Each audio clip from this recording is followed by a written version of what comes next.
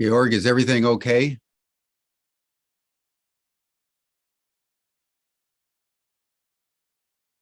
Hi, Jim. Sorry, it's Carlos here. I'm trying to find the audio. Sorry about the delay. Cool.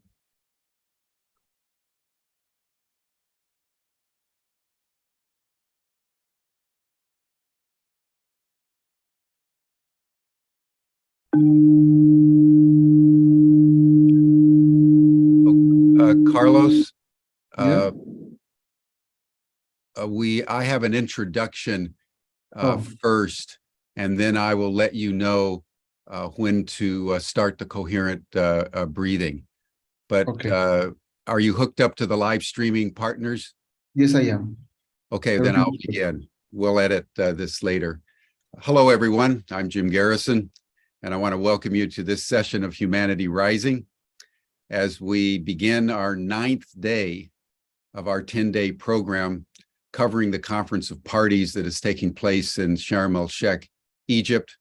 This is the 27th year in a row that the governments of the world have met together in a concerted attempt to try to discern what the world needs to do in the face of the greatest crisis ever to confront the human race.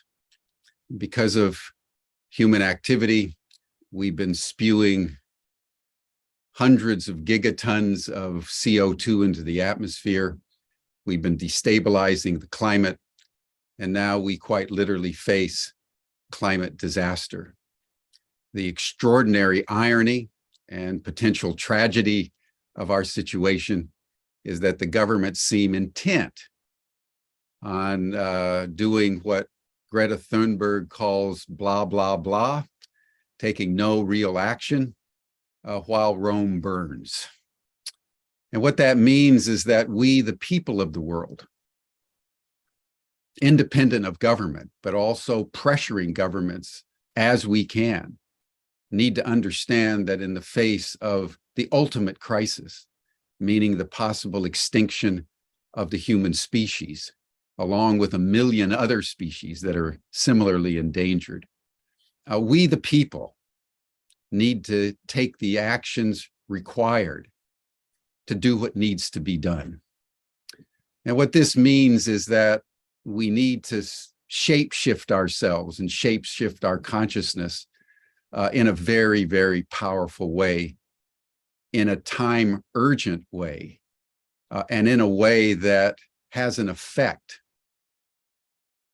in politics, in economics, in finance, in culture, in education, in every aspect of human society, so that essentially we return to the mother and we remember who we are and what we need to do to sustain life in a way that's in alignment with the natural processes. I just want to bring in a particular tonality today that has been very exciting to me over the last several days. One of the joys that I have as the convener of Humanity Rising is that I'm always planning what's happening next. And I've been in conversation with a man named Alan Irira, who was he's a Brit. He was working for the BBC back in 1989. He was in Colombia, photographing and doing a documentary on some ruins there that had a particular fascination for him. And while he was there, he was contacted by the emissary of a tribe that he'd never heard of, and the Colombian government that had never heard of, the Kogi. And this was a tribe that, after the devastation of the Spanish conquest and the devastation of extraordinarily complex and sophisticated cities that they had built, the remnant that survived ran away in 1600 and disappeared into the Sierra Madre Mountains for the next 500 years.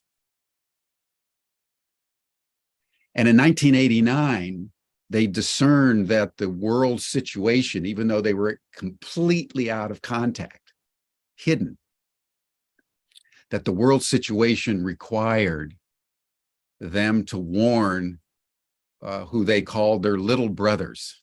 And for reasons that remain a mystery, they contacted Alan and said, "We want you to be the bridge to the Western world." And that began a process of the Kogi first warning, and then beginning to articulate some messages.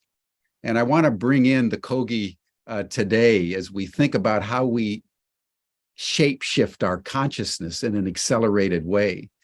They're now embarking on the third phase, both of their warning and their teaching. And they're working with Alan and his Tyrona Trust and a coalition of NGOs to take land that has been completely devastated with chemical pesticides and modern agribusiness and the unconscious reductionist behavior and the way we treat the ecosystem, which is not limited to Colombia, but you see all over the world, that is poisoning the planet.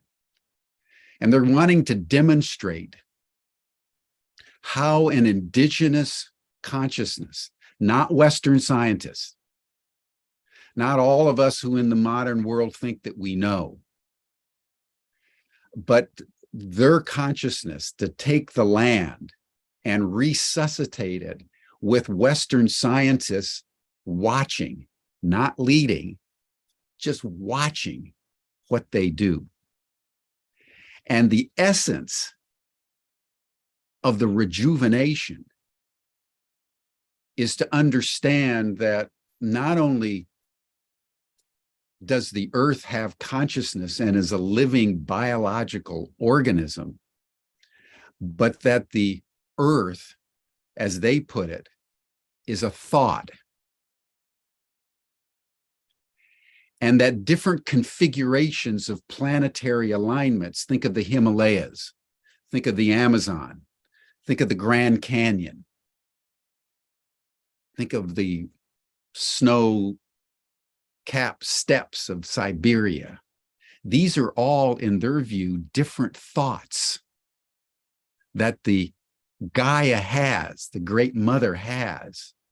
And as she thinks and as she expresses the consciousness of who she is, which is shaped by the other planets and the sun and the stars, emitting cosmic energies and particles and photons, this interrelationship between the consciousness of our Earth and the larger solar system and firmament creates different thought forms, and that these different thought forms manifest in the different configurations of our topography and geography, and also give rise to the different animals and the different dialects of we human beings as we have spilled over the earth. And that what we do when we come in and we devastate an area is we destroy the energetic interstices between these thought forms. So anyway, I just wanted to bring this energy and this perception and this way of viewing the world into our discussions generally of the COP so we can see how out of control modernity actually is, how far we have to go to return to what's really happening, and how urgently, if we're going to shapeshift who we are and what we're doing, we need to bend the knee, fall to our knees before the indigenous people who are just waiting at this critical moment when human survival teeters on the brink of extinction to show the way. So anyway, I just want to bring in the energy of the Kogi. We're going to be having a fairly wonderful program with Alan and the Kogi there in Colombia in the first quarter of 2023, but I just wanted to bring that energy in. So now let us just take a pause, as we always do on Humanity Rising. And as we take this all in, let us just breathe together and let us relax as you can. We're going to take 10 breaths together. We do it in a very specific way. You're going to hear the sound of the bell. You'll breathe in for about 5.5 seconds. Breathe in very slowly. You'll hear another bell. Breathe out for 5.5 seconds. If you do that, you take in 5.5 breaths in a minute, and you bring into your body 5.5 liters of air. It's one of the most ancient breathing practices known to the human race. And according to modern science, it is the single most effective way, if you breathe this way, to bring coherence to your body, to optimize all your organs and body systems, to harmonize your heart and your brain, to bring emotional calm and mental acuity, all at the same time. In a world spinning out of control, I can't think of anything more important for all of us to do than to breathe together, knowing, as Plotinus said, that the whole universe breathes as one. Carlos can begin the breathing.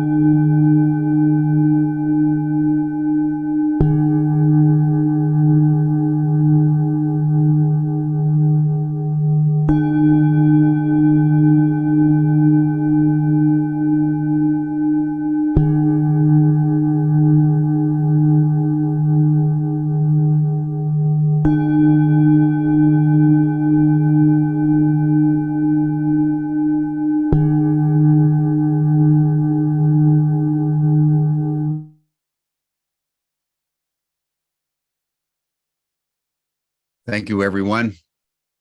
It's always good to breathe as one. It's my pleasure now to introduce Sue Lennox, who's the co-founder of Oz Green, our partner for this 10-day session on the COP. Sue has worked tirelessly for many decades, empowering young people and climate activists all over the world.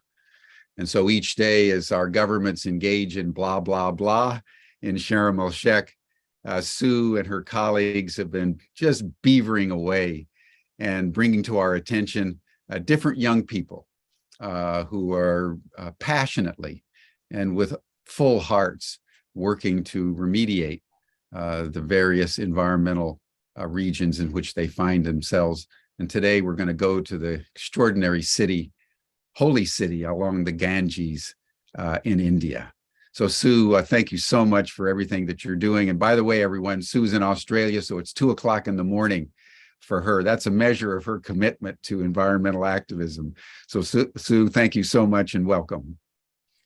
Thanks, Jim. It's wonderful to be here, and I really appreciated your opening today. And, I would like to begin by acknowledging that I'm on Gumbaynggirr country, and give my love and respect to the elders and the wise ones who have come here before me, who are with us now and who are yet to be born, knowing that they're all ever present.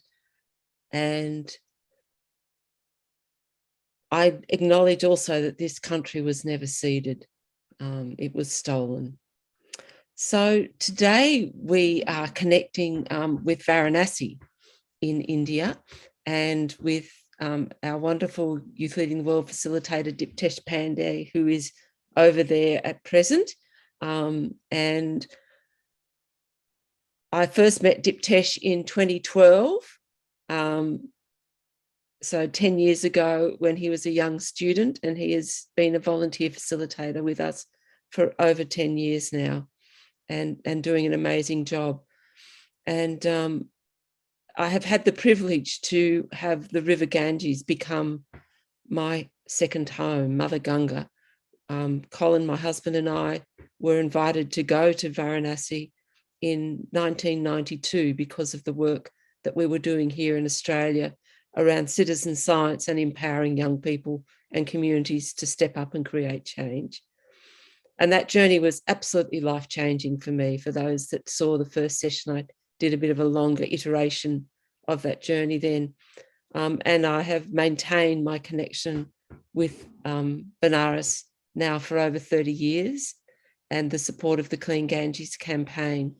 And essentially that campaign roams across 3 or 4 key areas. One is we have a research lab that's been monitoring river health now for 30 years. We have an education centre that's engaging young people and the wider community. We have a village program that is working in the communities that are worst impacted by sewage pollution. And we have this wonderful youth program that Diptesh squeezes into his already busy life. So with it's my delight and pleasure to pass over to you, Diptesh, and oceans of gratitude for all that you do. Oh, thank you so much, Sue, for this lovely opportunity.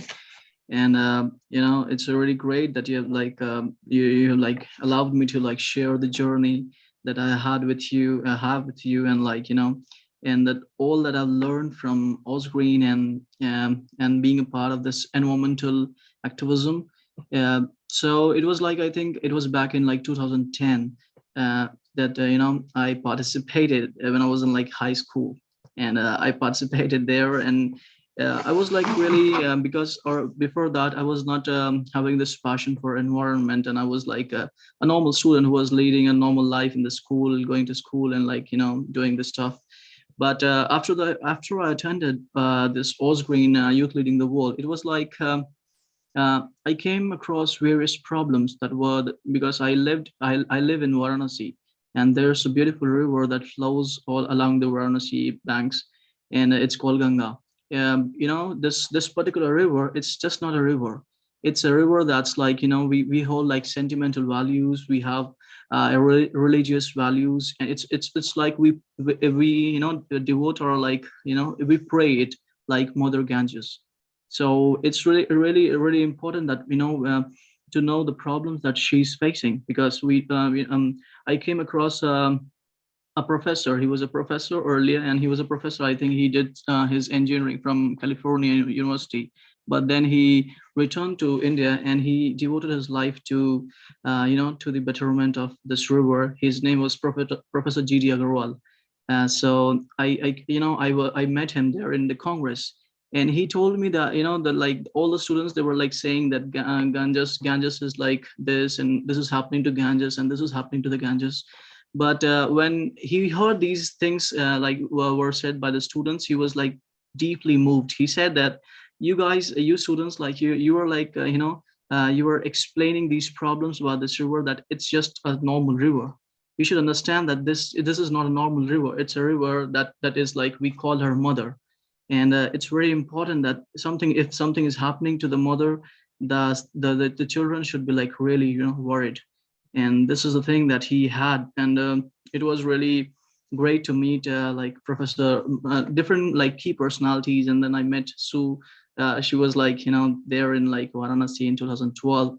And I came to know about different things. Yeah. So the main thing is here is like, until you have the knowledge that what is the problem, you won't think about it. So I think first thing is like awareness, and that this is the main thing that I got there, in this Congress, that I was made aware that, like, these are the problems. Because there was a, like water treatment facility there, in alongside this banks. And when I came to know about the like fecal coliform count and the biological oxygen demand like levels, so I was like really, really, it was a horrifying like moment. Because when I came to know that there were like, like 3 million particles of like fecal coliform count, it was there. So the water was not even like, like it was not good for like even bathing. And this was the problem that was happening. And I was living just to like, the river flows like 1 kilometer from my home. And I was not aware about these problems. I was not aware like that the sewage from my city was not properly treated, and it was like directly flown into the river. It was a big problem. And and this made me really worried. And the worry, that thing that sparked in my heart is still in me. Because it's like around like more than 10 years now. It was because I participated in 2010. It's 2022. And I'm a businessman now. I have got my business, cups business. And but then too, I when Sue said that she is like, and because I get my inspiration from Sue. She's 70 years old and she's up at 2 a.m. in the morning in Australia. It's really kudos to her. Because we should be like really inspired, the youth. Because the generation that's coming, everything's in their hand. And if they're not like totally devoted, because when I see the youth, they're like totally into Instagram, Snapchat, and Facebook, and all social media applications. They're making reels and stuff like that. So sometimes I feel that maybe, what is happening, is this the future? Because is this the future that we're gonna have? And people are like not worried about this. They say that, okay, it's happening, so what's the matter? And currently we touched like 8 billion population level. So it's really horrifying things are happening around us. But as a youth, I'm totally devoted. And I hope that someday when I'm 70 years old, I'll be able to like lead some group of like fantastic activists, just like Sue is leading. So thank you so much, Sue. Diptesh, we'd love to hear about the congresses. Would you like to share what's been happening in Varanasi and Balia this week? Okay, I'm just sharing the screen. Beautiful photos. Just maybe jump straight to the section about the programs.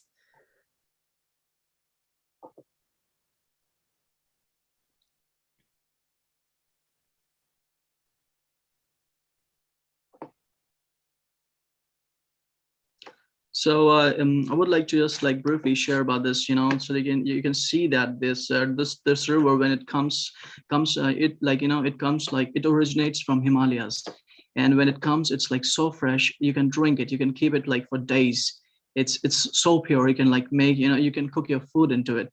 But when it comes like when it comes below, as you can see the journey down, as it goes down to like my city, like Varanasi, Kanpur, Patna, these cities, the condition, it like, it is like horrific. As you can see that this is the river which we had like, before. But now of this like all like sewage and other issues, the river has like, completely broken down. The habitat of the natural habitat has like broken down. It's really saddening. So as you can see, there's a data that I'd like to like present.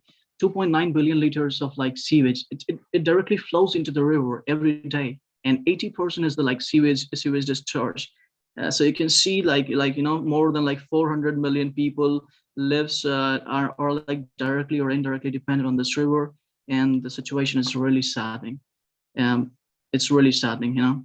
So I'd like to share some key persons that were like, they have like devoted their life. So you can see some people and you can like recognize Sue. So here is like Professor Sanan, Swami Sanan, as I was like talking to you about that, the guy who did his engineering from California University, and then he changed his name, and then he fasted for like several days. And the last time he fasted like for 112 days, and then he died. It was really, really, saddening to see. And then we had like Professor Veer Mishra. He also he devoted his life, and then he died saying that until a single drop of sewage is flowing in Ganga, like my penance is not complete. Then we have like Sue and Colin. So we have a lovely Colin. He passed away, but he devoted his life. When they came in 90s, they were like, they knew that they came to knew about this Ganges and the Varanasi, and I think maybe from 90s India is like their second home. So yeah, they are doing this. So because of Osgreen and the Sangat Mochan Foundation, it's organization, it's a local organization in Varanasi. We are like able to do this congress like since 2010. We have earlier, you can see me here, like I'm like I participated as a volunteer, and then it was like I was facilitating it. So yeah, it's really great journey. I came to like meet like really, really great people from all around the world, and it was like the journey. Journey made me like so strong that I'm like, this made me passionate about like environment, like Ganges. So just like the early congresses this year too, on 15th and 15th November, we had congresses in India, and not only just at one location, we had it at two locations. So I'd like to discuss about the first location that we had in Varanasi. Yeah, around like 100 students participated in this, and they were like they're just like normal students who came to like a seminar, and they didn't know that what is going to happen. But when we discuss about the problems, when we discuss about the facts, they were like really concerned. And and we had this, so you can see the top concerns were like social irresponsibility, and like lack of like clean drinking water, sewage disposal problems, these kind of problems that we had in like Varanasi Congress. So now we can see that, after this particular Congress, we had the session of like visioning. So they discuss about how does the future looks like. And the future is like, the Varanasi Congress, they were like, after this whole Congress, they were like somewhere like, worried, somewhere like energized, because they were like, they came to know about different things. And they said that, okay, we will do something like, like say no to plastic bags, and we should be like using like clean energy, eco-friendly things. So yeah, they were inspired. It was really great. And then so we made the vision statement. So in this vision statement, they discussed that how would their future look like. So they said that the key points to discuss about, like there will be like women empowerment, and I think this is the major issue in today's world, what's happening in Iran and everywhere all around the world. I think this is one of the most important things, because in Hindi also there is a saying that if you educate a man, you educate a man, only a man, okay? But if you educate a female, you educate a family. So if you can get what it means, so that's the thing. And so yeah, the awareness was the main issue. So they were like more they envisioned that that we will be more aware about the future, because I think lots of problem can be saved if you're just aware. If you are just aware that what your what your actions will lead to, if you're just aware, it would like save a lot of things.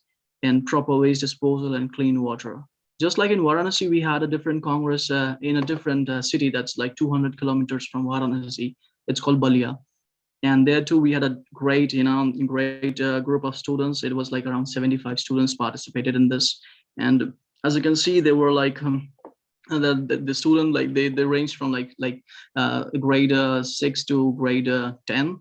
And it was great because this was the first time this particular city was having this congress, and it was because of Sue we were able to manage it, because she presented different things, and she connected with the Balia Congress. And yeah, because if we have to make change, I think maybe a change can only come when you a small step becomes a revolution, because until it makes a revolution, a movement, nothing is going to happen. So I think this needs to spread to every city in India, or every city in the world. Yeah.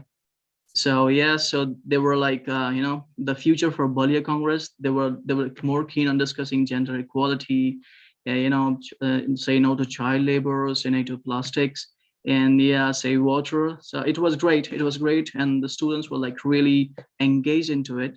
And then they made their vision statement, just like in Varanasi. They said they talked about proper sanitation, clean surrounding, less domestic violence, encouraging use of like eco-friendly ways, do away with the manual scavenging, these kind of things that they discussed. So so as you can see, this is the group that we had for like in this particular Congress. It was really great. We had energized students. They were like, as you can see, they were like worried. You can see the small kid. He's like only, I think, 10 years old, but he was like too much dedicated, and he's like too much just thinking about what's the issue, because we asked them to brainstorm what are the concerns that are there in your locality. So they were like, yeah, they were discussing about it, and they were discussing about wind energy, they were discussing about solar panels. It's really great when small students, they discuss about these problems, because this is the first step, and after this, once they've discussed it, they will like implement it. Yeah, so at the end, I would say that the river Ganges I hope for. So, there was a time, I tell you about this Ganges River, that this river, why it is important. It is just not a river. I think it is one of the most, it is one of the oldest, known rivers that we have. And it's because the mention of this river is like in Rigved. Rigved is a scripture in like Hindu religion. And it's like, it was written in 1000 BC. So you can imagine like 3000 years ago, there was also a mention of this river. And this river is like really important. It had dolphins, it has like gangetic sharks, it has like different kinds of like fishes, like birds. But now the situation is like, it's like saddening. But I think if you have hope, and if you are like totally devoted, anything is possible. And that's what I get from like Stu Osgreen and being a part of this. And it's like really great. So I would like to just request, like, I know that many people are like doing different things and different stuffs in their life. Like I too, I have a scarves manufacturing business. I have to look for that. But then too, because Mother Nature, she is our mother. And for mother, you have to make time, irrespective how busy you are, but you have to make time. And I think that is the main thing. If your mother is sick, everything is like you're doing, just give her time, give her proper medicine, give her proper time, give her proper care, because that mother is going to like, care for you when you care for her. So yeah, I would like to end with this. And thank you so much for giving me time and like, inviting me here. Thank you. Thank you, Diptesh. Over to you, Jim. Thank you, Diptesh. You might end your screen share there. There we go. There we go. Thank you all so much. Good luck. The Ganges is such an extraordinary river, and as an example of what the Kogi say, that each part of the earth's surface is a particular thought form, a particular energetic quality, and the holiness of the Ganges is possibly without equal anywhere in the world in terms of how it's been revered for its extraordinary holiness for thousands of years. So all strength to you, Diptesh. Thank you so much. It's my pleasure now and thank you, Sue, for getting up in the middle of the night, and we'll see you for your final day tomorrow. It's my pleasure now to introduce Tom Eddington. Tom is well known to everyone on Humanity Rising. He's convened many programs and sessions. He has been responsible for this 3-day program on business innovation, and today on how we shape-shift our consciousness in an accelerated way. So Tom, I turn the program over to you with many thanks. Thank you, Jim, and thank you for the so appropriate and warm introductions this morning, opening comments. It was a perfect complement to what we're going to be talking about today. For those of you who were with us yesterday, Wayne Van Dyke, one of the panelists, talked about how do we change human psychology, knowing that the way that humanity is being on the planet and has been on the planet for several decades has created the crisis that we're dealing with in the world today, climate disaster, among other negative impacts that humanity's had on the planet. And I am just honored to have an extraordinary group of underachievers. I say that with complete jest. We've got an extraordinary group of panelists joining us today to talk about how do we shift the human mindset, and how do we do it in a way that we'll be referring to as speed shifting, because we're out of time. And so let me just do a quick introduction of our panelists. Sarah Moncada is a Native American educator, dancer, filmmaker, author, and cultural arts advocate. She's CEO of the Cultural Conservancy, a Native-led nonprofit working in Indigenous rights and revitalization projects. She's co-founder of Wise Women Circles, a women-owned media company, and is co-director of Suwam American Indian Dance, a Bay Area-based cultural arts and education organization. Sarah presents internationally on Native American arts and culture and is co-author of The Dance of Caring, a book exploring Native American hoop dance as a model for wellness. She's producer of the internationally successful documentary film Nurses, If Florence Could See Us Now, the upcoming film project Finding Compass, and is executive producer of the Cultural Conservancy's The Native Seed Pod, a podcast series that explores and celebrates traditional lands, seeds, native foodways, and traditional ecological knowledge. Marilee Adams is an award-winning author and pioneer in the fields of inquiry-based coaching, leadership, and organizational culture. She's CEO, founder of the Inquiry Institute, a consultant for organizations large and small, an affiliate instructor for Weatherhead Executive Education at Case Western Reserve University, and for 10 years was an adjunct professor of leadership in the School of Public Affairs at American University. Marilee is the best-selling author of Change Your Questions, Change Your Life, 12 Powerful Tools for Leadership, Coaching, and Results, and the Change Your Questions, Change Your Life workbook, as well as The Art of the Question and Teaching That Changes Lives. Change Your Questions, Change Your Life, a quick read, business and relationship fables, and an international bestseller and a standard part of the curriculum in many coach training and leadership development programs. It's also widely used for team and organization change. Eddie Hart is one of the most prolific track and field athletes that has ever graced the track. Eddie won the 1972 Olympic trials in a world record-breaking time of 9.7 seconds in 100 meters, which was rounded to 9.9, equaling the existing world record. He was the #1 US sprinter, and unfortunately, he missed his premier race due to a scheduling mishap during the 72 Olympic Games. Although this was a painful experience for Eddie, he found the resolve to continue with his Olympic competition, went on to win an Olympic gold medal and break the existing world record in the 4x100 meter relay in 72 in Munich. Having reached his goals and dreams, Eddie believed it was time for him to help the youth to develop and attain their goals and dreams. That's why he felt compelled to start the Eddie Hart All-in-One Foundation, so he could use his name, influence, relationships, and resources to make a positive difference in the lives of youths he serves. Eddie's now dedicated to help motivate youth to become vital members of society. And finally, we have Marilyn King, a two-time Olympic pentathlete, exceptional human performance expert, peace enthusiast, founder of Way Beyond Sports and the Peace Team, a global systemic change initiative. Following a serious car accident in '79, Marilyn was unable to train for the 1980 Olympic Games. So she used visualization and mental rehearsal to prepare herself for competition through the extraordinary power of her mind. She finished second in the Olympic trials for her third Olympic team without any physical training. This experience and knowledge set her on a 35-year career as an expert in exceptional human performance, where she's taught Olympian thinking from the classroom to the boardroom.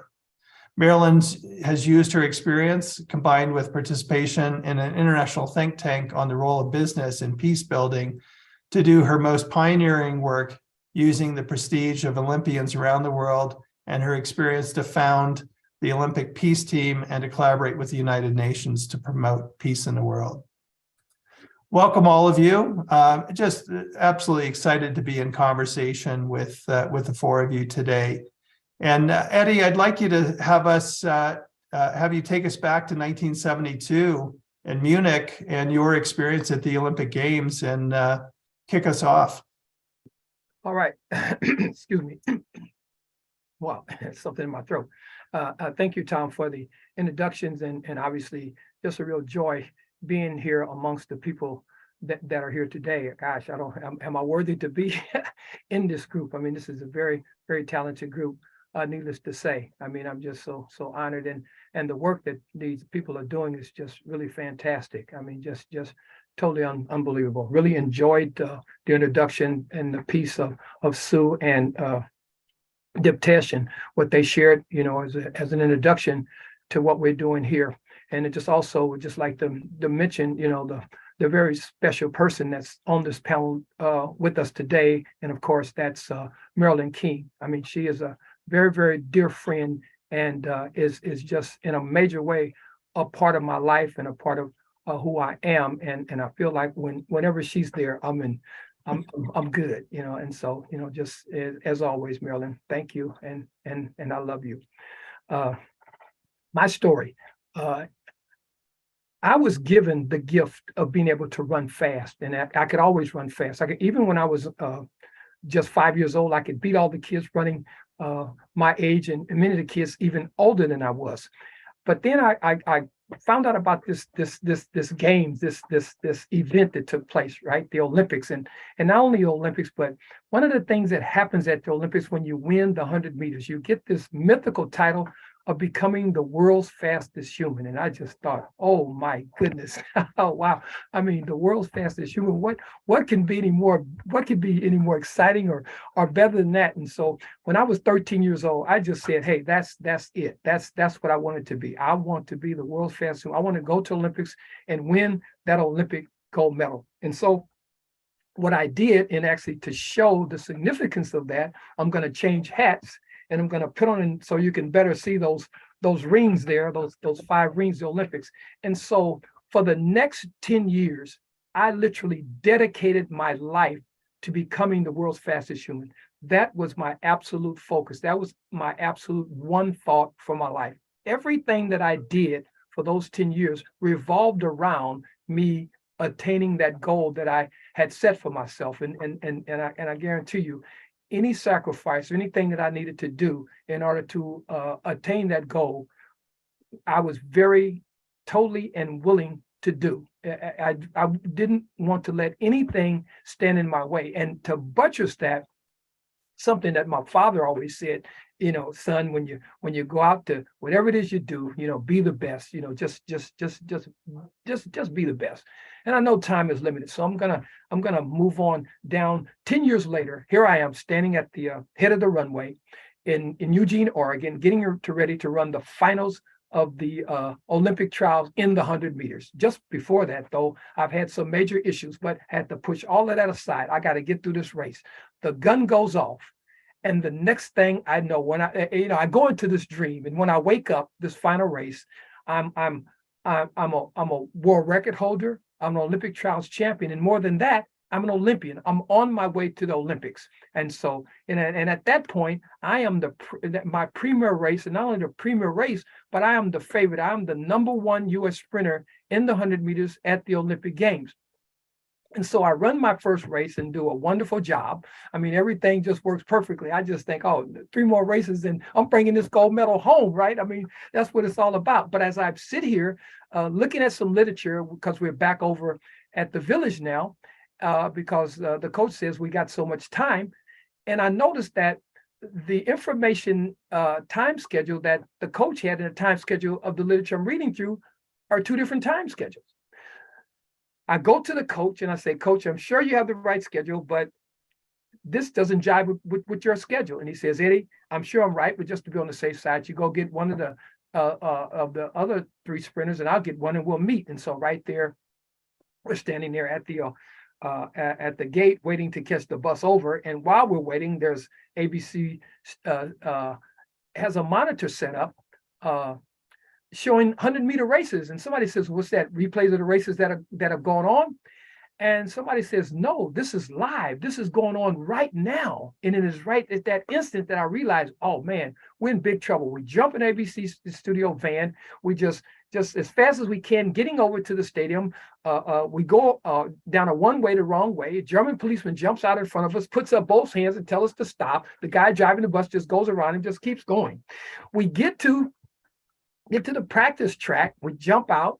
And there's a tunnel between the practice track and the main track. I hear a gun go off. We get to the stadium just trying to find out what's happening, what's going on, what's the situation. So the first thing we learned is Ray Robinson, one of the other sprinters who actually got second at the Olympic trials, his race went off before we even left the village. The second thing that I found out was that that gun that I heard in the middle of the tunnel, I mean, less than 100 meters, if I can say it like that, from the starting line, my race goes off. My race goes off. And I cannot begin to tell you the pain that I felt when that happened. There are no words. I just can't. 10 years of dedication was gone. That was it. And there was nothing that I could do about it. It wasn't the result of anything that I did. I guarantee you, when I got back to Olympic Village and I was in that shower for an hour and 30 minutes, every single second that I was in that shower, I was crying. It hurt. It hurt. And I couldn't get away from it, no matter what. I mean, the next day, it was the #1 news in the world. I don't care if you turn on the radio, the TV, or print. It was Eddie Hart, Ray Robinson misses the 100-meter second round at the Olympic Games. I mean, that was just it. So what am I to do? How am I to deal with that? Okay, in essence. And I thought at that point, my 100 meters is gone. My premier race is gone, but I got 3 guys that are depending on me because I still have the relay to run, right? And I wasn't going to let them down. And so I had to do something right then and right now. And it has to do with everybody is talking about. It had to do with mindset, and mind change. Okay. Speed shifting, as you were, because I didn't have another 10 years, to prepare, right, and to adjust for this. I had to do it right now. So, and how does one go about doing that? How is one able to take themselves after dedicating themselves for 10 years and making a mind shift like that?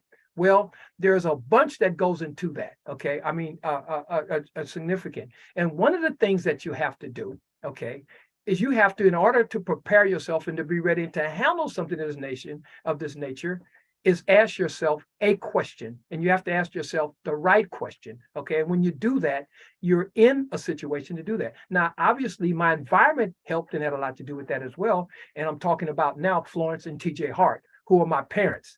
And they don't throw people under the bus. There's no spilt milk or any of these sorts of things. People say, you must have hated that coach for having that wrong. That I said, no. That's not the way I dealt with it. That's not the way I deal with people. I want people to deal with me, right? I mean, Stan Wright was a friend of mine. As a matter of fact, after Olympics, I went and I said to Stan Wright, I love you and we will always be friends. But back to this mind shifting, there's a couple of things that was said before I was brought on. And one of the words that was said by Jim was important. And the word is one. The word is one. And I looked at this and I said, now, how can I use this with this environment problem, this environment disaster that we have in front of us, right? And so we have to think in different sorts of ways. It's all about the mind. Sure, we need to know what the problem is, but once we have that, we need to know how we have to deal with it or how we're going to deal with it. And so it has to do with mind shift. In the home that I grew up in, peace, as an example, wasn't an option.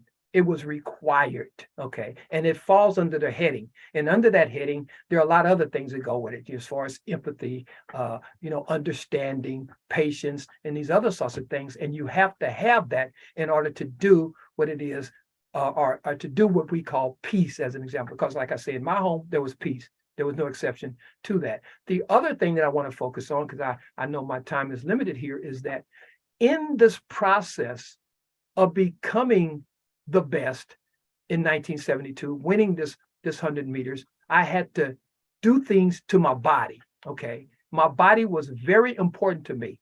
There were certain things that I would not put in my body. There were certain things that I would not do concerning my body.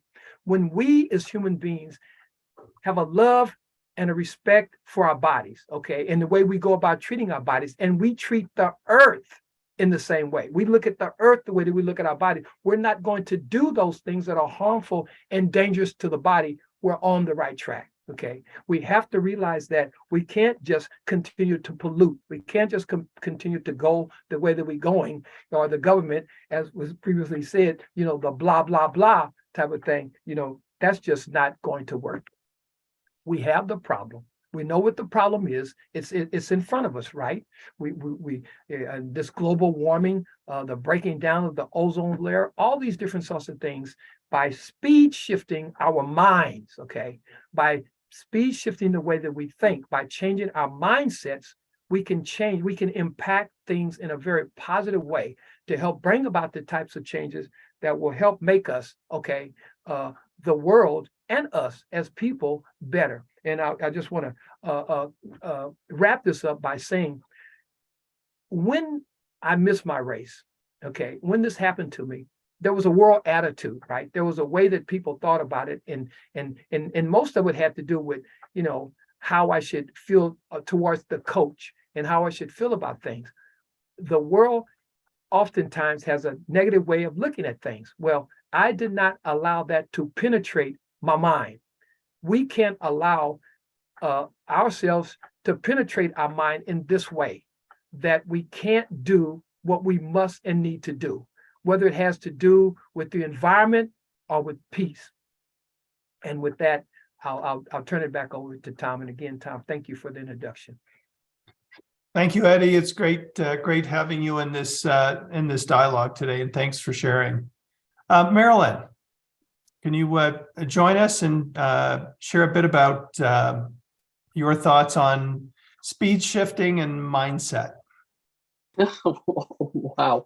It's just, I have to start off with, wow, what a great, Tom, thank you for inviting me. And Jim, I just really want to thank you for the comments that you opened with the context and the focus on Indigenous consciousness. And then, my dear friend, Eddie, oh my gosh, those of you who are just hearing a snippet of his story for the first time, you're getting a sense of just how powerful his story and what he has to bring forth right now in terms of mindset is.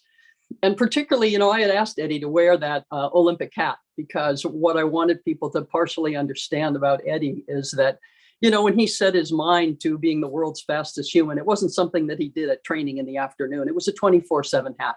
That wasn't a hat that he took off and then just put on at some time. And then his ability to speed shift from the devastating experience of having his dreams snatched away from him through no fault of his own, and to speed shift to being totally focused on being the anchor runner on that relay team is just, it's such a great opportunity for us to explore our own mindset, and also that we can and do speed shift all the time. But what I want to say in terms of what I can bring forth that I think is valuable in this conversation is that, kind of when I think about Eddie, he did these things, on purpose. For me, every Olympian has a different experience, and I'm almost like an Olympian by accident. I had some mind shifts that happened by accident. And now, because of what happened, I now teach thinking skills. And I did ask Eddie to wear a hat because I was introduced to a very powerful concept by Edward de Bono called 6 thinking hats. And he talked about 6 kinds of thinking illustrated by 6 different colors. And while I'm not in my home office right now, and I don't have the hats that I usually use for demonstration, The blue hat in Edwards' framework is not about a particular kind of thinking, but I went to the thrift store and found a blue hat. The blue hat has you ask, what kind of thinking am I currently using, and what kind of thinking would be most effective right now? And for Eddie, for him to be thinking about how devastated he was and being present to that when he's waiting to receive the baton to anchor the relay team would not have been helpful. And he switched and he put on his Olympian thinking hat again. And the hat I wish I had with me is it's a baseball cap like this with all these different colors, but it has a pinwheel on the top. And my contention is that most people, it's like whichever way the wind blows is where their thinking is. And what's important for us in terms of consciousness is to put on the blue hat and determine what kind of thinking is going to be most helpful, which is why I really appreciate Sarah being on here in terms of speaking, I'm hoping, to a concept that I've been introduced to for many years called 7 generations thinking. But let me just step back for a moment. And in terms of what I bring to the party, one has to do with just the power of mindset, and that it can happen on purpose, but it can also happen by accident. And that really is what happened to me. I was a military brat. We moved all the time. I didn't make friends easily. I got involved in sports and I wasn't that good. So I did the pentathlon, 5 events: hurdle, shot put, high jump, long jump, and 800 meters. And one day the Olympic Committee invited someone I had beaten to go to the Olympic training camp. And sometimes you get beat by somebody, you know, then they're better than you. But other times it's like, I knew I was better than her. So I had, you know, this mindset shift, a paradigm shift that went from thinking maybe I'd go to the nationals to thinking the Olympic Committee thinks she can go, I'm better than she is. That means I could go to the Olympics. And that one thought changed my life. I couldn't make it go away. Neuroscientists now have a word for it. They call it cognitive dissonance, which people don't really understand. But it's that the mind can't hold 2 conflicting beliefs at the same time. And that I could be in the Olympics, that I was kind of an also ran. I couldn't let go of either one of those. And my mind started to create new thoughts. Well, if you're going to be in the Olympics, you're going to have to go to California. You're going to have to get a better coach. You're going to have to get a better job so you can go. So all these new thoughts led to new behaviors and basically led me to training for 3 Olympic teams. And it was literally one neurological firing. One thought changed my whole life and created a mindset, not unlike Eddie's. I didn't envision a gold medal. I was just envisioning walking in the opening ceremonies as an Olympian was like a gold medal to me. So it's part of why I love Eddie. But the pivotal story is really when I was training for my 3rd Olympic team, which was to be my last, I gave up my coaching position at UC Berkeley just for a year's leave of absence. And I wanted to have 24/7 to train for the first time in my life. And my car was hit from behind by a truck in November of 1979.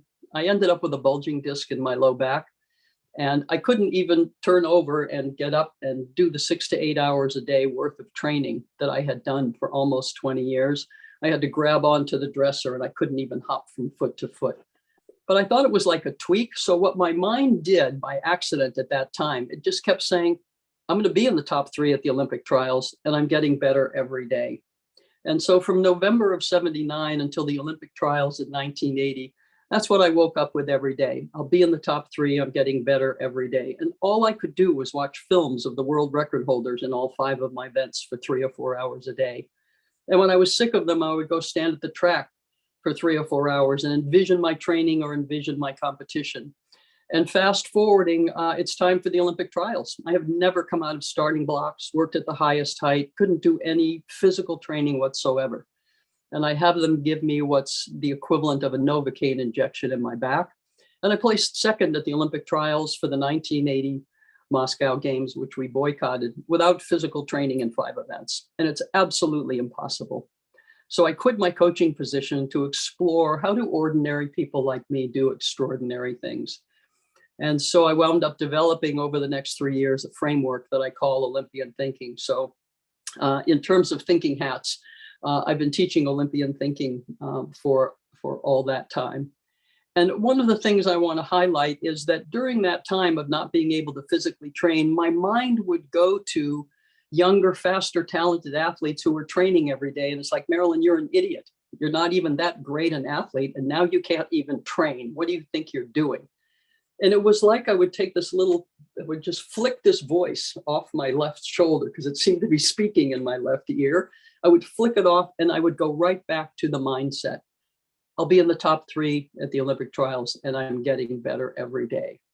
So I share those stories just to share my own experience of mindset and how important it is and how applicable it is to where we are right now relative to peace and relative to the environmental situation that we find ourselves in. And it's very concerning to me that most people on the planet, when you ask them or talk about that kind of thing, their mindset is a very depressed mindset, not unlike where Eddie was in the shower. And that if we allow that mindset to be the pervasive one that we're acting from, we're not going to come up with the creative ideas and solutions that need be. And for me, I actually believe that it's not just that the shift is on to this way of thinking, but I believe we've already reached the tipping point. And I think this program, and Jim, what you do with Humanity Rising, you shine the light on people all over the world who have come up with solutions in the areas of education or the environment or economics. These solutions are all out there. But what we need to do, in my opinion, is to turn the light on so people can see everyone else who's on the team with us, in terms of that we all actually have the same goal. Most people want to live in a world that works for everyone, and they really want to do their part. So the passion and desire is so clear, and the desire to do something, but it's the mindset. So for me, being able to team up with someone like Eddie Hart, who's such a powerful example of mindset and the ability to come from the depths of despair in one moment and speed shift to envisioning what it is that's really important and what it is he really cares about, which is to show up for these other 3 men and win the gold medal. I was very, very fortunate when I came back after having this mindset change, because in the Olympic Village, I went to sit down and I was sitting across from 2 men from countries that were at war with each other. And I thought maybe I shouldn't be sitting there because this was kind of dangerous. And when they looked at me, they wanted to know if I had a language that would help them communicate. And I thought, oh my gosh, what am I going to do here? And this guy wanted this guy to tell him where he found the peanut butter. And peanut butter was in high demand because it was safe to eat that in the Olympic Village. But what it did for me was, again, create one of those mind shifts by accident. And I thought, here in the Olympic Village, we're every race, every religion, every political, every ism that you can imagine. We are inside this fence together, people at the highest level of competition. And if we can live in peace, maybe we could have a global Olympic Village, because everyone wants peace and is willing to do something, but they don't think like us. They don't think like Olympians. So that's really the initiative that was given to me, called the Peace Team. I was blessed to become a mentee of Willis Harman, who wrote about global mind change. And for me, I'm on fire every morning when I wake up, because I really believe that we have actually already reached the tipping point, and we're needing to turn the light on, like what you're doing, Jim, so people can see all of the solutions that are out there, and to get involved on one of the special teams, if it's education or economics or the environment, whatever it is. So what I'd like to do is make sure we have time for just a juicy discussion with the other 2 panelists, because, Marilee, asking good questions is exactly the right place to go. And in particular, Sarah, I would love to hear if you are willing to share, when I think of, what hat to have on, that we could speed shift to that notion of 7 generations and paying attention to everything that we're doing and how it will impact the future 7 generations. And that, and what is it like to come from a culture where that's just the hat that everybody wears? And I'll say my 24/7 hat is this one. It's like, I've been good. My 24/7 hat is, I'm just a nice person. And not when my neighbor parks in my driveway, I'm not always so nice, but basically that's who I am. That's my 24/7. So let's talk about what we can do to speed shift to the 24/7 seven generations hat. And thank you again for inviting me to be part of this conversation. Thank you, Marilyn. Marilee, please jump in to share some of your thoughts.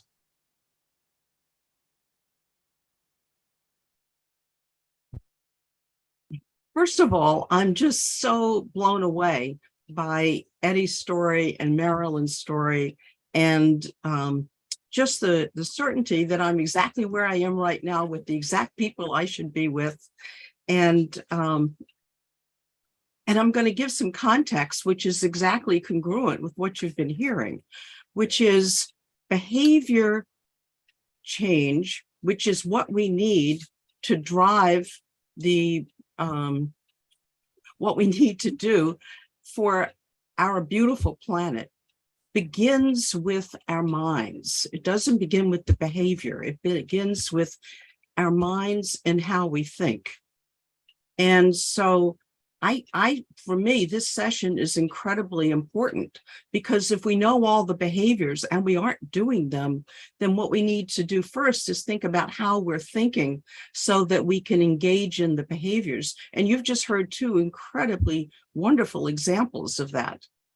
So I'm going to share some practical ways to first illustrate what Eddie and Marilyn were talking about, and then also illustrate the how, at least I think an important how, about how we shift or switch our mindsets.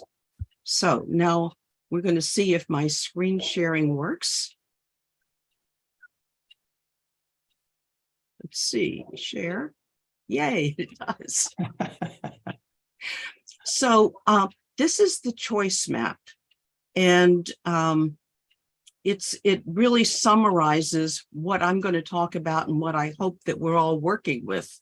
So just very quickly, we all have two mindsets. We always will. It's the learner mindset and the judger mindset, and I'll tell you some more details about that later. But notice that it's a moment by moment by moment phenomenon. So, and at the top it says we choose moment by moment by moment. Think about Eddie in the shower.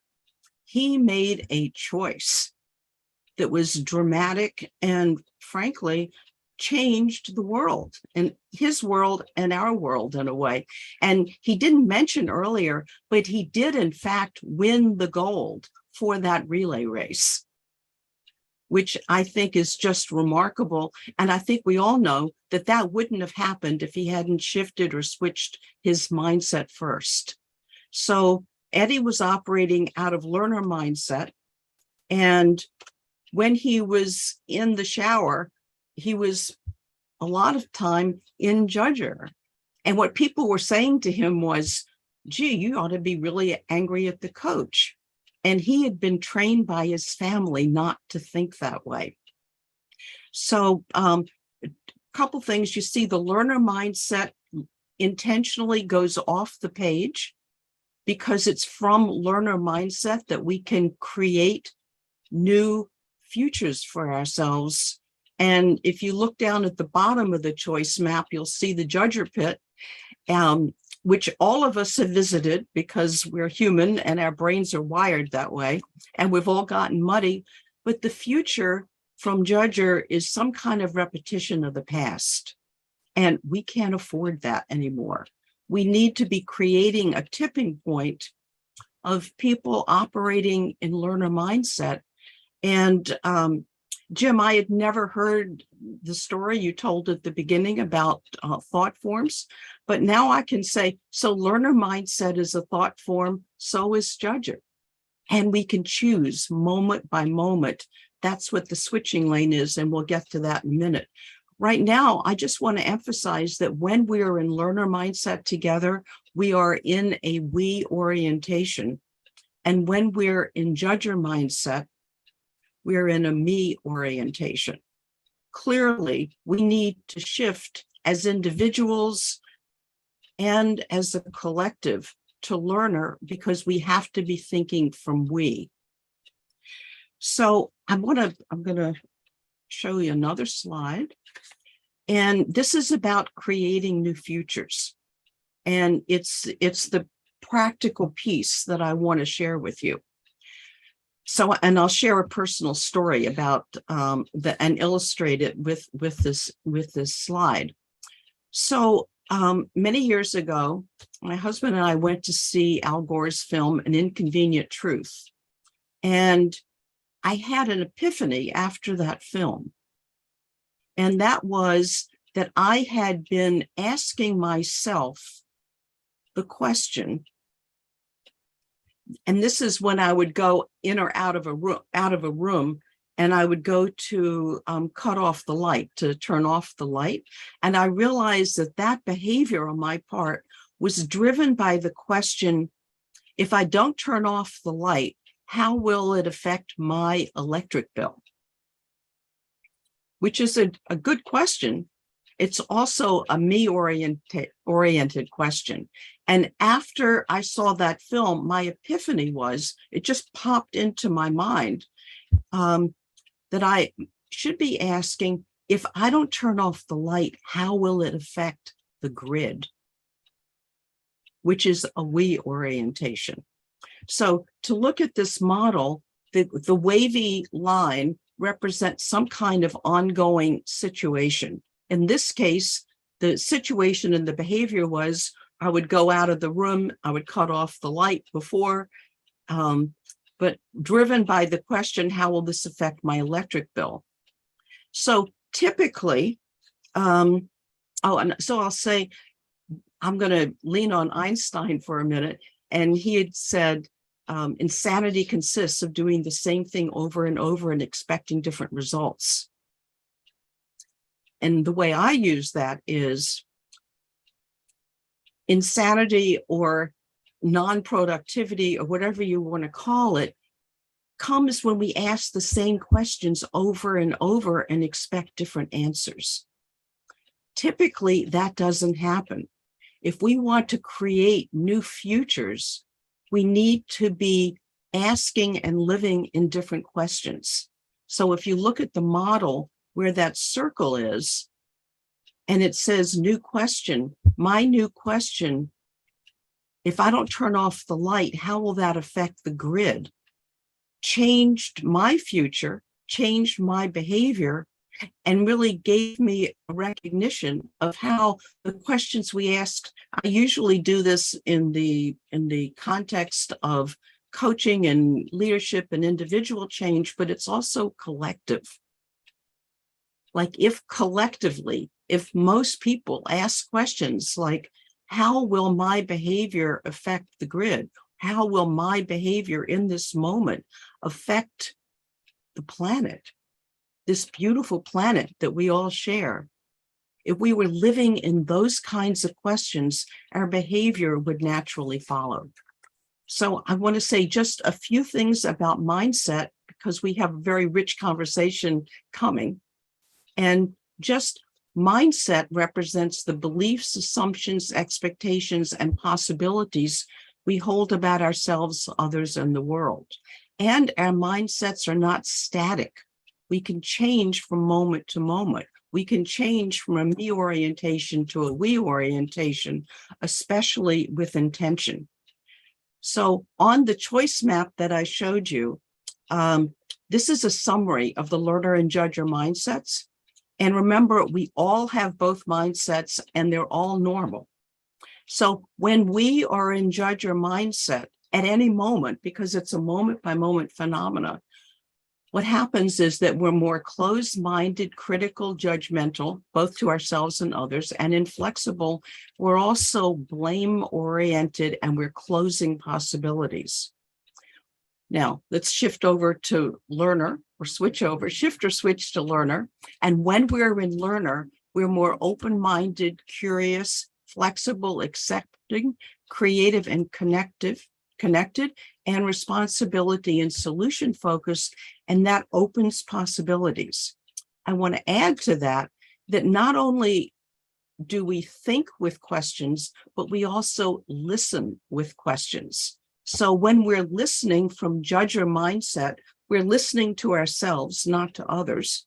And when we're listening from learner mindset, we are in fact listening to others. And that's really critical. So let's go back to the mindset, and where you see the yellow circle, that's the place of choice. So what's required is that we recognize we're in judger at that moment. And here is the key: to do it non-judgmentally, which Eddie illustrated in such a beautiful way, and so did Marilyn. And refusing to stay there and asking again a switching question, what I'm calling a switching question. Eddie might call it a shifting question. But, and I made notes, Eddie, while you were talking, because you said the 100-meter was gone. And then you thought, but I still have 3 guys depending on me for the relay. And what's important is the question that you ask yourself. Ask the right question. And I'm guessing that you asked yourself a question. Would be a switching question. Given the reality now, how can I make a difference? And the way you answered that with your behavior is you went on to be the anchor for the goal for the relay. So you switched from judger to learner, from me to we, and your behavior and your results followed. So I think it's just a beautiful illustration of that. And so let's take a look at some other switching questions. And there are many of them, but these are some usual ones. Am I in judger? And of course, the point is to ask that non-judgmentally, like, am I wearing purple right now? Yes. Is this what I want to feel or do? And you all can imagine asking yourselves those questions if and when you find yourself in judger. You can ask yourself, where would I rather be? And really important question is, how else can I think about this? Which both Eddie and Marilyn illustrated beautifully. And I want to share with you my favorite switching question, which is, who do I choose to be in this moment? And when Jim opened up and started with, remember who we are, it's also remember who you are. Remember, who do I choose to be in this moment? And that's a switching question that can literally move us from judger and a me orientation to learner and a we orientation. And so I'm looking forward to folding this into the conversation among the 4 of us. And Sarah, I'm excited to hear where you're going to take this. So thank you very much. Thank you, Mary Lee. Sarah, please join us. And I'm looking forward to your comments. Hello, everyone. Thank you. Warm greetings to wherever you are on this beautiful planet that we call our Mother Earth. I would like to just begin in a way that is appropriate for our protocols. It's important to bring in a deep breath, as Jim has guided us. And we've also been listening to a lot of talking. And so it's one of those moments to just take a second. Liosenchanyovo, nepo sera neta bakatetet nehwat, neta tamopayas nehwat, neta shakim nehwat. It is an honor to join you all today. My name is Sarah Moncada. I carry Yaqui or Yoeme ancestry on my father's side and Irish ancestry on my mother's side. And what that means to me as a human being on this planet is that I have a deep relationship and responsibility to more than one place on this earth. That the songs and the stories of the land come to me from the Sonoran Desert region of the Americas before there was a United States and a Mexico and somebody decided to draw a line on a map. Those were our traditional territories. The Sonoran Desert is home. And yet, if I listen to the other calls and the songs of my blood and those ancestral reverberations that come through me, I also hear the songs and stories of a beautiful island very far away from where I am today. And that my responsibility to this ecosystem that I am born into as a human being, as a member of a large whole circle, that I have to get there.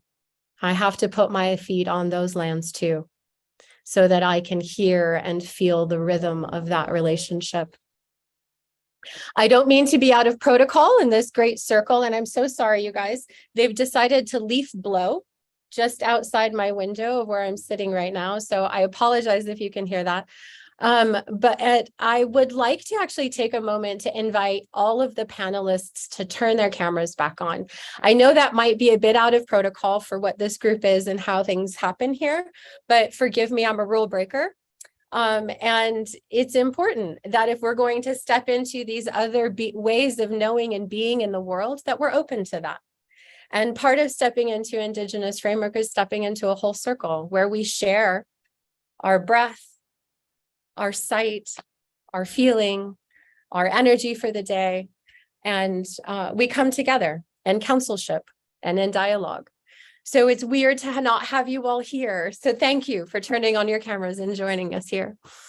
I'm honored to be a part of this circle. I know we're kind of running out of time. There's been a lot to discuss and talk through. But I think the one thing that I can maybe share today is a little bit about Sarah, stepping. Yes. Just we have all the time we need, so don't feel rushed. Thank you. Thank you. I think it's important for me to start in a place that says, I am not here to represent all Indigenous people. I am only me. I do not share the voice of others. I do not share information that I have not been given permission to share. And I don't stand up and speak for other cultures as if I am an expert of who they are. What I can do is stand and share with you a bit of my journey, a bit of my understanding as a Native woman, and how that reverberates into the work that I do. I'm a recovering corporateaholic. That's how Tom found me. I spent many, many years in healthcare technology, working the large corporate sector, and I would consider that probably my first PhD. It was an incredible amount of time and an incredible framework to better understand. Quite frankly, I wanted to understand what the dominant world felt like. Because when you're an Indigenous person, you don't understand that all the way. It's a bit out of step with who we are, right? And it's not hard to look out into this dominant framework world and see that there's things wrong with it. Clearly, it's not working out well for everybody. In particular, Father Sky and Mother Earth, we are not stepping into that circle well these days. So how do you find your reverberation? How do you find your way back to something that comes and goes, your connection to the whole? How I have found my way into coming and going in that connection to the whole is coming back into understanding my relationality to this world. It's a very kind of kitschy term. We all hear all my relations is a very common Indigenous saying that we hear. We have Hollywood to thank for that. And it's a love-hate relationship, this all of my relations kind of catchphrase, because in a sense, it's starting in a place of truth. We are all in relation. That is the sense of our reality. As human beings on this planet, we have to accept that we do not thrive alone. We thrive in circle. We thrive in togetherness. We have always, since time immemorial, traded knowledge, traded resources, traded language, traded stories, traded our relationship with our deep ecological knowledge with the grounds underneath our feet as ancestral people. And we've stepped away from that. Our modern world, our modern dominant framework is very much about my path, my needs, my drive, my value in the world. And to step into Indigenous frameworks often means stepping away from the drive of self and instead stepping into, how can I serve? What is my contribution to the whole? Because we all come into it with a role. We all come into it with something that we are meant to bring. And the many different origin stories of Indigenous people often are that ethical and moral obligation to understanding your relationship in the whole. Often when we begin and we start these kinds of dialogues, we begin with our acknowledgements. What I was able to offer in bringing in my traditional language that I am still learning, because for many generations, my people were told that language is wrong. That language needs to die. And when every time I have the opportunity to bring that language forward, it is the seed that I plant for the future so that my daughter's daughter can remember those words and remember what they mean. And those offerings of how we begin, those are our call to relation. What I began by saying is, hello, I see you. Hello, I step into the circle with you. And with that, I bring all of who I am. I bring the mountain I was born from. I bring the waters I was born from. I bring the knowledge of all of the ancestors that stepped on this planet before me as part of bringing that in. And I call forward with my hope. I call forward with my vision and dreaming to the future that all that I am able to bring into this circle will be offered in a good way for those yet to come. We don't step into these circles to try and elevate other people's awareness. We step into these circles to share our own awareness with the hopes that what you receive will nourish you, so that in turn, what we can receive will nourish us. As I am calling in today, I am in O'odham territory. I am in Arizona, in the Phoenix region, very close to my traditional homelands as a Yaqui woman. My traditional homelands as a federally recognized tribe in the United States are just south of me, about 2 hours, and a reservation just outside of Tucson. And yet all of the traditional villages of the Yoeme people still reside along our Jiaquim, our first river, known as the Rio Yaqui, that runs in northern Mexico, Sonoran Desert, just kind of up above Mexico City, if you will. And there is this deep understanding that though I am close, I'm still far away, because I'm a guest on the lands that I'm currently standing on. Though I'm a Native woman, a lot of folks say First Peoples, these are your lands. And I'm here to tell you, no, they're not. These are not our lands. We don't own them. Ownership is not a concept of Mother Earth that we step into. We don't own this land. We don't own the trees. They're not ours. I know, Marilyn, you mentioned you get a little grumpy when somebody might park in your parking driveway, but you know what? In reality, it's not your driveway. All love and respect. So there's a sense of how do we shift, right? I think that's what everybody's talking about today. How do we shift? How do we dance through this understanding of being in relation, and yet also, how do we find self in relation? How do we work through that very human experience of developing our connection between our heart and our minds and our connection to this world, our physical being in this place? How do we dance through the framework to find healthy balance? At the Cultural Conservancy, which is the organization I'm currently a member of, which I'm very honored to walk through, We have just walked through the beginnings of a land back project. This is a new social dynamic in the world. Everybody, the Indigenous conversation is very elevated right now, for which we are very grateful. This is a time that happens every now and again. People remember about Native people and they want to talk more about it. But time for us is long. And we're not in a hurry. And I know that's a little bit at odds with speed shifting our mindset.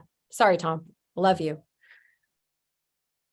But we have a different relationship with time. And we have a different relationship with what it means to step into good work and in good protocol. Protocols mean something to us.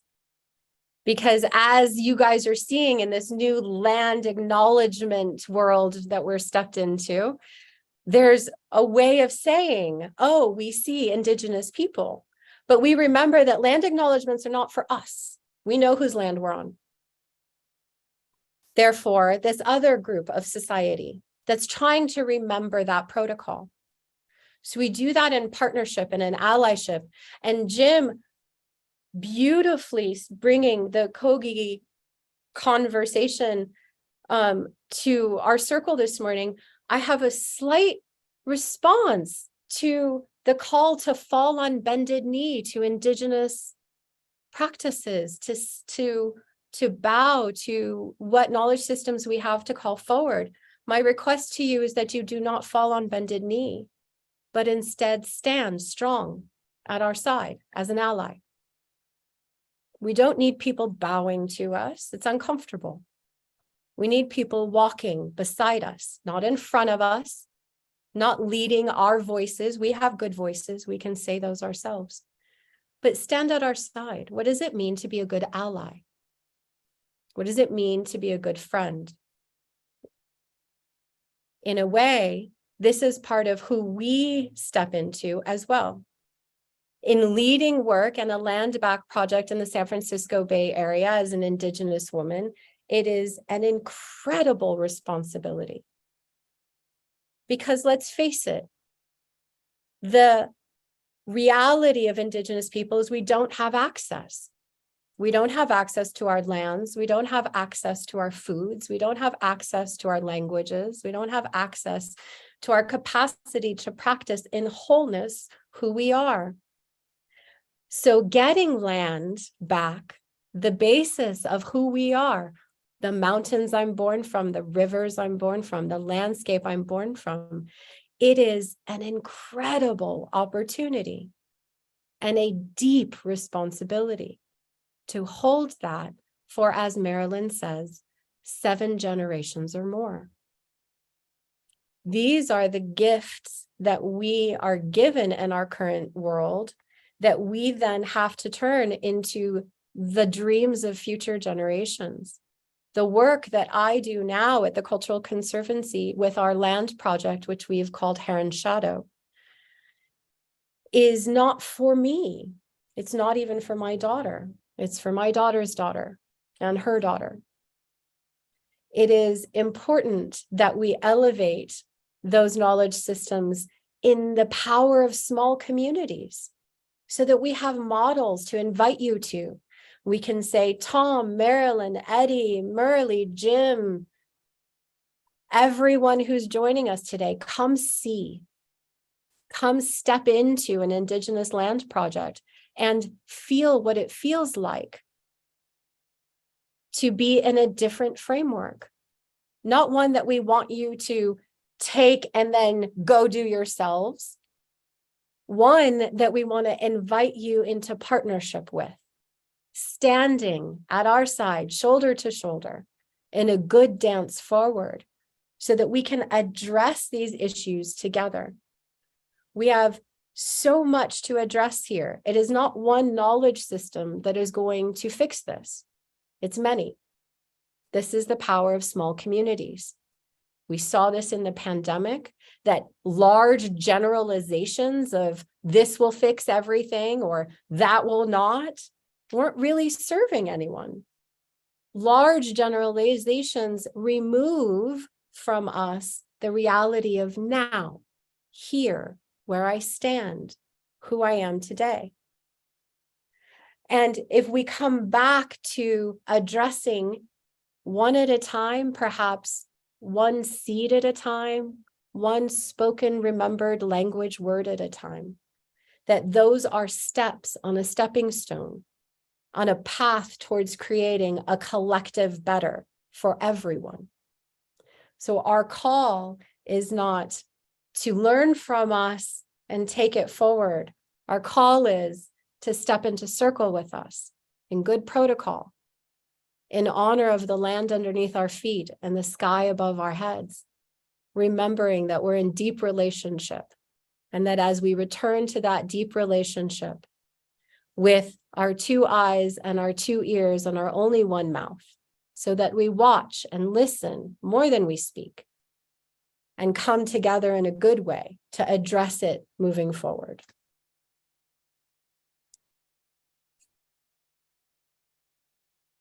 Thank you, Sarah.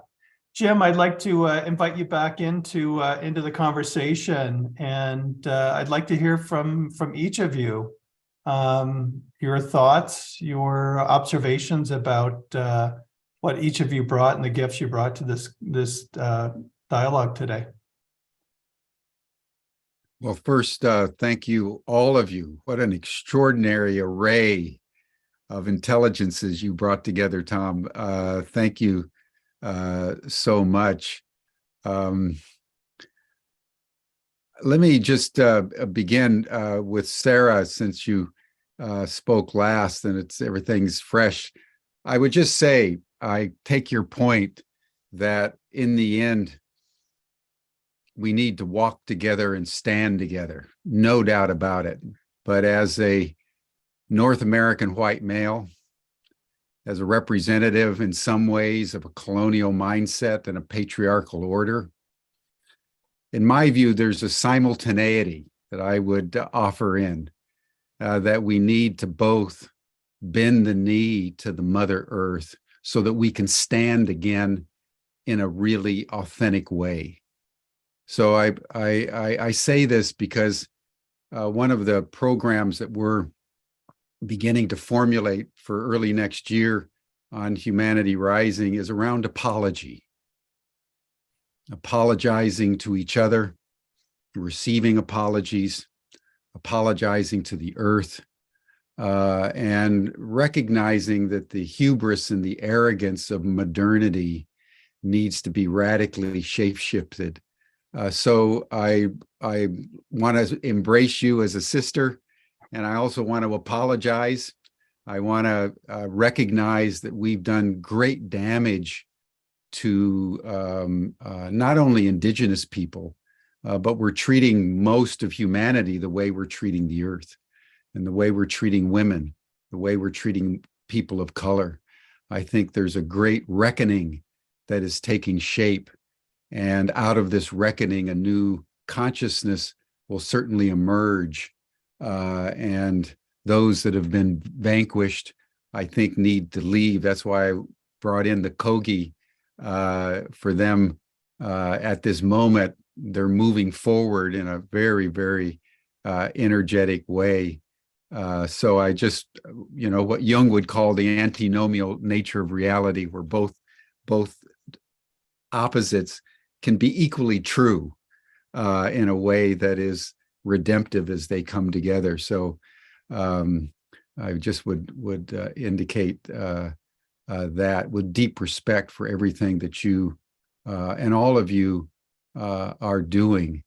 And then I think the other comment I would have, I'd like to switch to you, Eddie.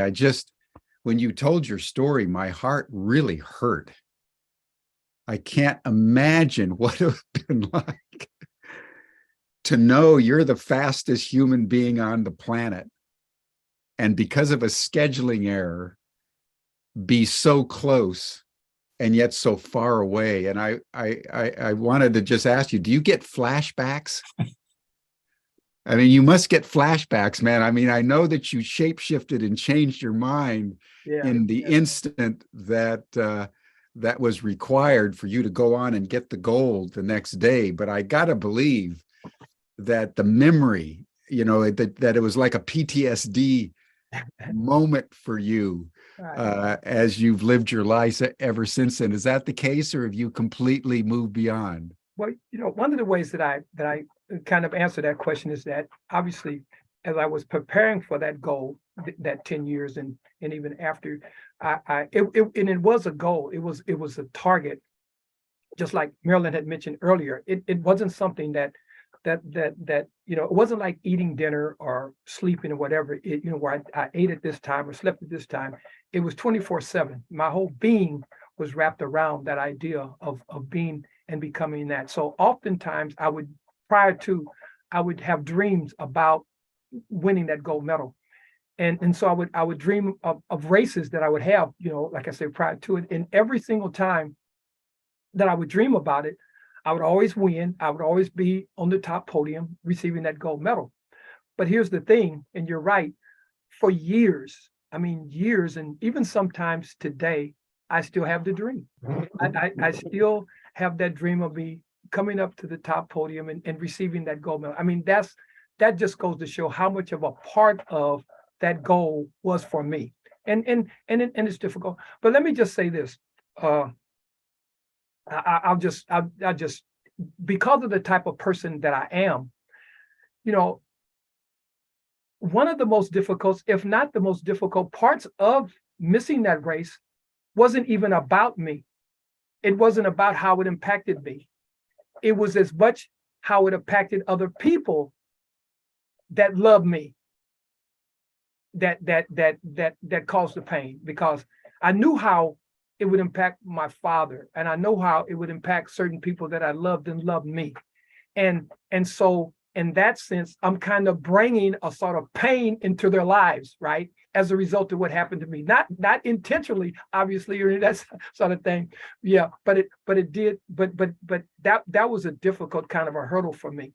And kind of in answer to your question. So yeah, I still think about it, but I had that time and I had that goal. And once that I missed that race, now some people say, well, why didn't you go to the next Olympics or that kind of thing? First of all, running track was an amateur sport, and I wanted to get married. I wanted to have children, and I did that. And no Olympic gold medal is worth, the wife and the children I had, needless to say. But and so just to kind of answer your question, but just before I close, just one thing I want to kind of say as a result of both hearing what you had to say and Sarah as well. I think that one of the things that the word that comes to mind, not one of the things, but the word that comes to mind is tolerance, right? And so that kind of gets around to what Mary Lee had said when it talks about listening, right? Because we're not simply here to say, well, to suggest, this is what we should do. We like Sarah said, we have two ears. So it's equally important for us to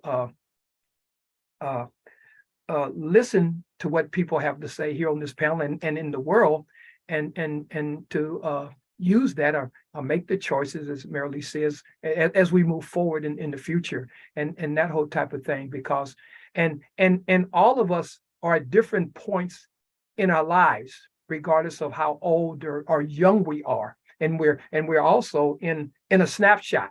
We have the 7 generations that we can look back at. We have the 7 generations that we can look forward to, and both of them bring value and meaning to our lives when we think about them. And so I just wanted to just kind of throw that idea out, because it's important.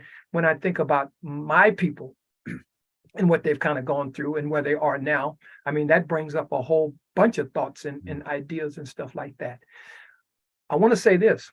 With Stan Wright, who was the coach that had the wrong time schedule, people ask me, well, how were you able to forgive him? Well, my response is, I didn't forgive him, because there was no need to forgive him, because I never felt like he had done anything wrong or needed to be blamed for anything. That was my perspective. That was how I looked at it. Like I said, my thoughts about him was that I loved him and that we would always be friends. Period. That was just it. And I told him, and anytime I saw him after that, I hugged him, because I wanted him to know, and it was important for me to him to know that how I felt about him and how I felt about the whole reason. Later, and I even found out through another person that he really appreciated the way that I responded to the whole incident. And of course, he's died and gone gone on since then. But I don't think anyone here on this panel has the idea, the notion that, I have the answer, or this is the way we should do it. There are no apologies necessary. I don't feel. And like I said, and we're here with our 2 ears, like Mary Lee is saying, basically as listeners, right? To get whatever information we can get and move forward with that. I think that's very, very important for us. Yeah. So thanks for the question, Jim. I was asking the question and wanted to reference, your remarks to Sarah and also what you were saying, Marilyn, because it feels to me right that the we're not in a normal time right where we're just changing consciousness because we would like to. We're in a time of deep wounding, deep trauma, right where the change of consciousness has to come from a place that's deeper than our wound, because in the wound we tend to be reactive. We tend to blame. Wow. We tend to be constrained or contracted. Wow. And that's why, Marilyn, I was so struck by your story today, is that, the transformation of the kind of transformation we need is the kind of transformation of the Eddies and the Marilyns of the world, who in the face of like a horrendous accident, in the face of being so close to the track, you could see it, but you were not at the right place at the right time. That anguish is both the greatest impediment to the change, but also the greatest catalyst to change, if you can use it in the way that empowers absolutely what it is that we need to do. So that's why I was saying, Sarah, earlier, that sometimes we have to hold both opposites together. We have to stand and we have to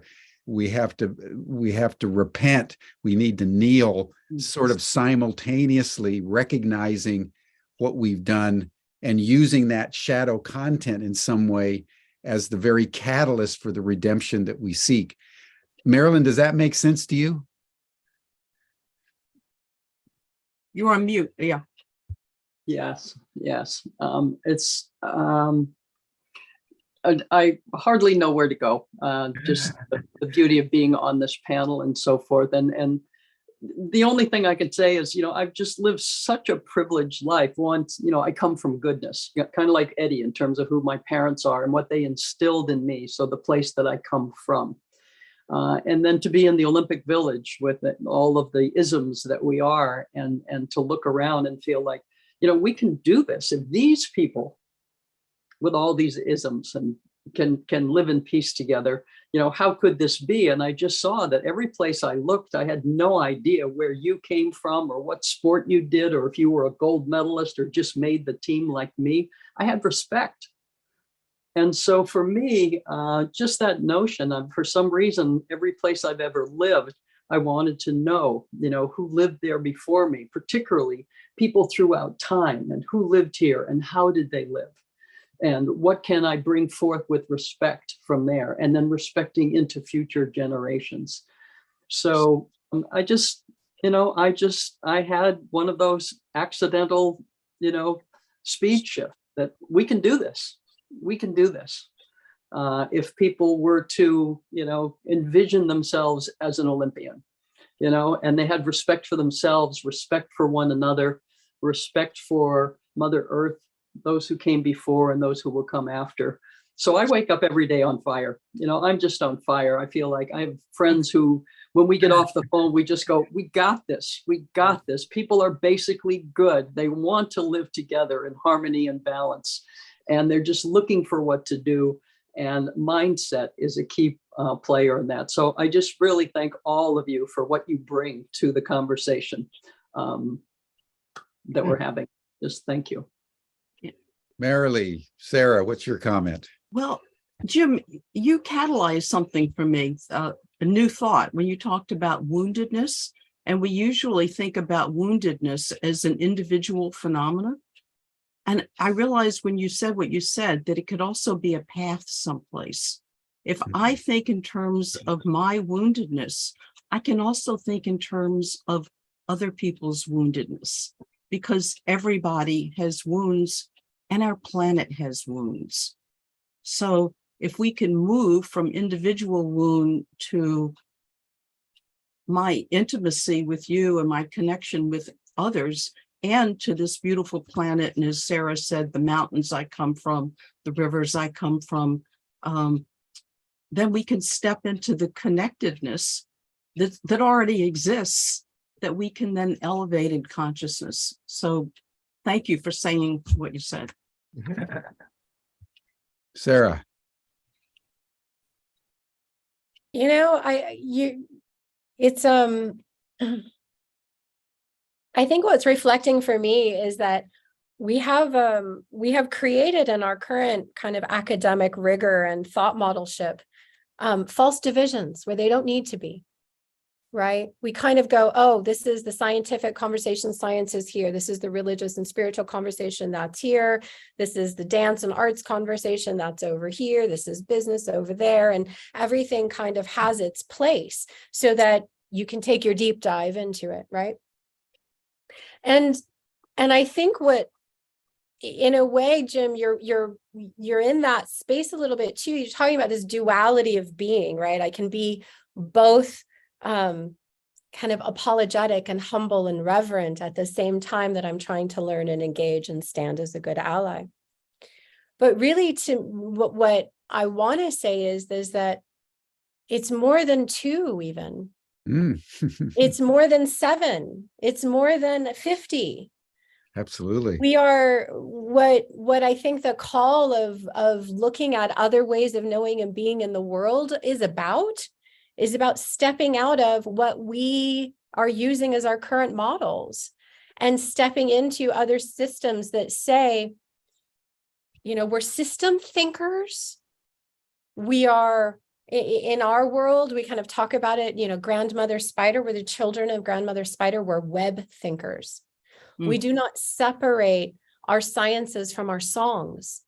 We do not separate our sense of kind of apology and humility from our sense of strength and self. It is instead that we are in our web, and that at any moment when we are called upon for that specialty, we pull on that string of our web. If what's being called right now is for me to share a song, I will call on that deep understanding of song as an encyclopedia of knowledge, because that's what it is. It's not just, you know, to shake my groove thing to, which I love to do. Beautifully put. Beautifully put. Beautifully put. It is instead this is the, you know, I gotta pull on this one, but somebody wants to talk to me about science, no problem. I'll pull on that too, because we are system thinkers, we are system beings. And our capacity to elevate that in wholeness is really, I think, what we're all being called to. We understand that there's moments where we have to focus and do that. But perhaps this world of creating divisions and silos is part of our problem, because in then what we're doing is creating more energy trying to reconnect them all. Right? Instead, we can just kind of come back to that space of knowing that you don't have to apologize for who you are. Though, thank you. I accept, because I'm a human being, but it was not required in this moment, because this moment was pulling on a different string of the web. This moment was pulling on our collectiveness, our space of meeting, our space of coming together. So it's not to say that we leave something behind. I don't want to say that. Instead it is, what do we call forward? And the intentionality of what we call forward is it means something, because I understand that there is a large movement in this world that might look at someone like Jim and call you a dominant, patriarch, white, privileged human. Okay, those aren't my words. Those aren't the categories I choose to see human beings through. I can, sure, but I don't have to. So this is something I think we should explore. something that we can Yeah. step into again as more of a collective. Beautifully put. Mhm. Beautifully put. Very good. Thank you. Thank Yeah. you. Thank you so much. You said something that's kind. You talked about systems, and you made me, being involved with health, and of course, exercise and all that kind of thing. And one of the things that come to realize is when we talk about the human body as an example, it's made up of many systems, right? I mean, we have the circulatory system, we have the respiratory system, we have the renal system. I don't know. Of course, I can go on and on and on. But one of the things that we do understand when it comes to the body is that they all have to be working, and they all have to work together. And if one of the systems is not working, then it impacts other systems as well. So there's a real harmony that has to take place in the body. I can't just say, well, I'm just going to eat right for the rest of my life, and that's all I got to worry about. Well, that's not the case. I mean, there are other things that go on. As an example, we know that if you don't use the body, you lose the body. If a muscle will literally turn to fat if you don't use it. So, I don't know, for some reason that just kind of, just kind of came to mind. And like I said a little bit earlier in my discourse, I think when we think about the earth in the same way that we think about our bodies in terms of its care, I think those are some of the things we have to, bring into mind, as well as the fact that it has to be important to us too. I mean, our body is important to us, and so the world, or the earth, has to be important for us. There are some people that don't care about the earth. They don't care about pollution. They don't care about these different sorts of things, and that's a hurdle, right? And I think Mary Lee has some good suggestions and ideas about that, along with Marilyn. I want to turn the page just a little bit too and talk about people. And one of the things that I can truly say, and Marilyn touched on it a little bit just a minute ago, is that no matter what the situation was, and no matter what the circumstances was, when I was in 1652 Dean Street, I was in a place where everybody in that house loved me unconditionally. And not only that, the option was not an option.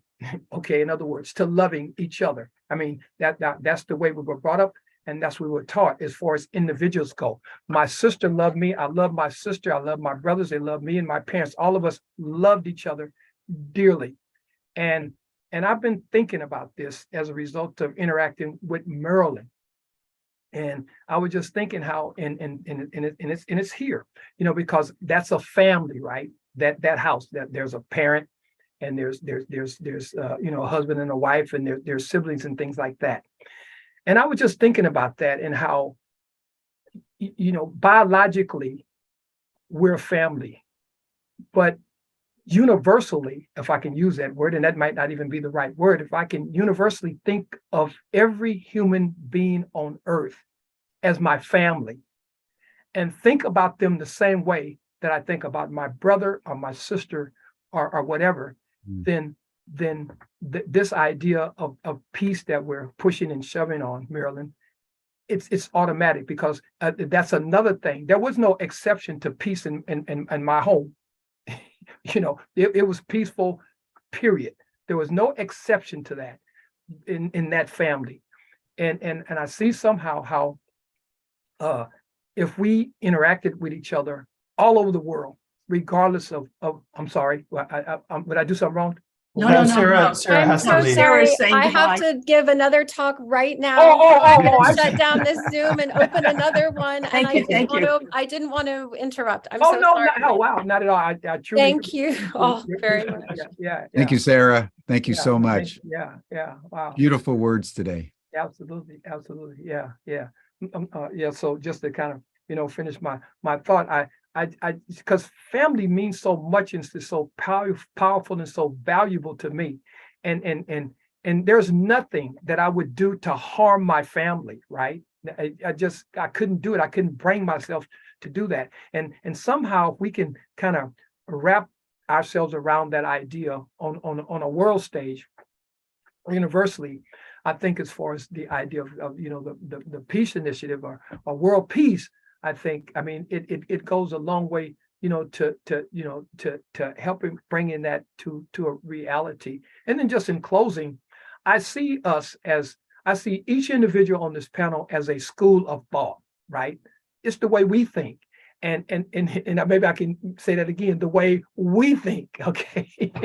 and obviously the way I think is not the way everybody's going to think, or the way you think is not. And that's and I don't mean that, and I don't mean that qualitatively at all. We think different, but by bringing these different thoughts together, I think somehow can bring harmony and maybe even bring a solution to whatever issue or problem it is that we're dealing with. Yeah. So, and thank you for your comments, Jim. That was really good.